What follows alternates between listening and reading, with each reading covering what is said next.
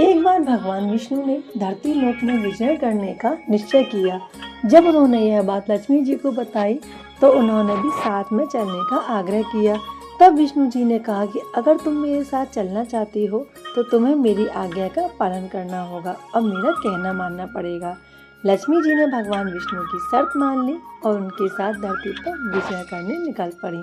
धरती पर पहुंचने के बाद भगवान विष्णु और लक्ष्मी जी एक जगह रुके और वहां विष्णु जी ने उनसे कहा कि मैं दक्षिण दिशा की ओर जा रहा हूँ, जब तक मैं ना कहूँ तुम कहीं मत जाना। विष्णु जी के जाने पर लक्ष्मी जी के मन में यह जिज्ञासा पैदा हो गई कि आखिरकार दक्षिण दिशा में ऐसा क्या है जो स्वामी मुझे पीछे आने से मना कर रहे हैं।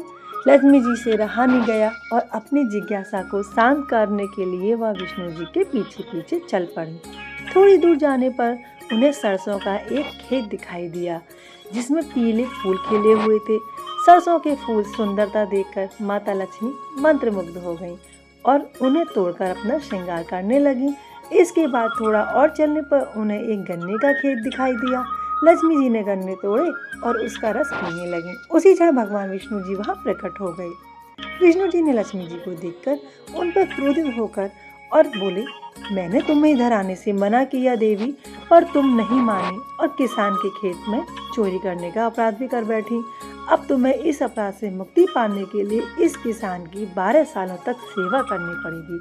ऐसा कहकर भगवान उन्हें वहां छोड़कर क्षीर सागर लौट गए। इस पश्चात लक्ष्मी जी उस गरीब किसान के घर में भेष बदलकर रहने लगी। एक दिन लक्ष्मी जी ने उस किसान की पत्नी से कहा कि तुम स्नान करके पहले मेरे द्वारा बनाई गई लक्ष्मी जी की प्रतिमा का पूजन करो और उसके बाद रसोई में भोजन बनाओ।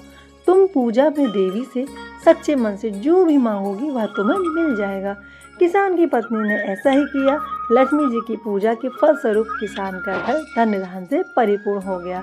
लक्ष्मी जी की कृपा से किसान को सभी सुख और समृद्धि की प्राप्ति हुई।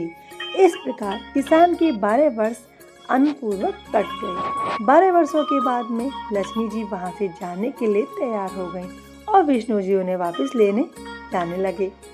किसान ने उन्हें भेजने से मना कर दिया। इस पर भगवान विष्णु बोले, इन्हें कौन जाने देना चाहता है, लेकिन यह एक जगह नहीं ठहरती। मेरे श्राप के कारण यह 12 वर्षों तक तुम्हारी सेवा कर रही थी और अब इनके जाने का समय हो गया है। किसान हठपूर्वक बोला कि मैं लक्ष्मी जी को नहीं जाने दूंगा। इस संवाद में लक्ष्मी जी किसान से बोली कि यदि तुम चाहते हो कि मैं तुम्हारे घर हमेशा वास करूं, तो मैं जैसा कह रही हूँ तुम ठीक वैसा ही करना।